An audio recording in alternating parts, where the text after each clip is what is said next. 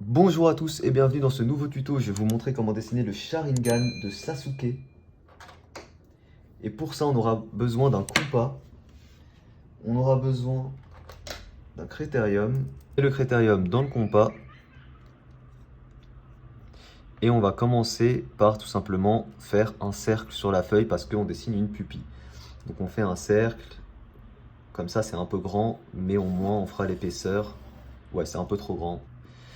Ensuite, on raccourcit et on fait l'épaisseur de la pupille.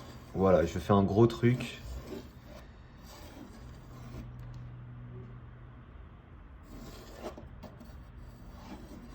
Pour le Sharingan de Sasuke.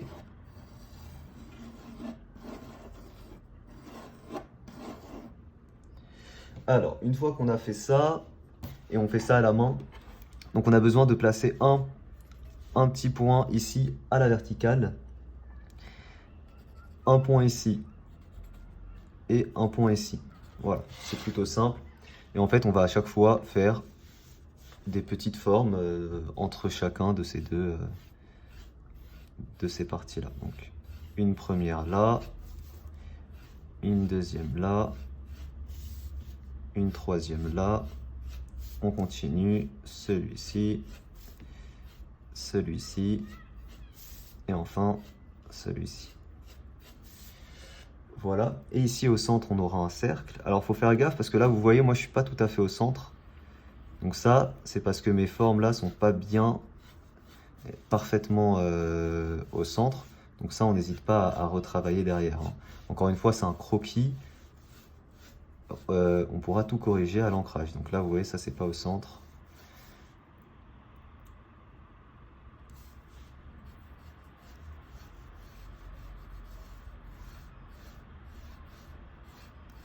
Ça aussi, c'était pas au centre. Voilà. Et là, en fait, ouais, en fait, ok, d'accord. Ici, ça va pas du tout suffisamment loin. Et là aussi, ça va pas du tout suffisamment loin. C'est censé vraiment venir ici. Vous voyez, vraiment, le croquis, on s'en fout, hein. C'est vraiment...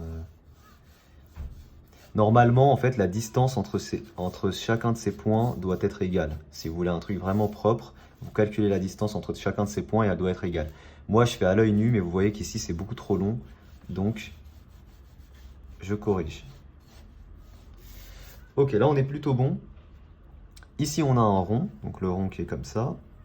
Et une fois qu'on a ça, ici, en fait, on a des formes comme ça qui viennent. On en a trois, donc un ici, un là et un là. Et une fois qu'on a ça, on a déjà fini le croquis au crayon, on peut passer à l'ancrage. Pour l'ancrage, du 0,4 mm, et je vous rappelle que vous avez tout ce que j'utilise en description. N'hésitez pas évidemment à aller checker ça.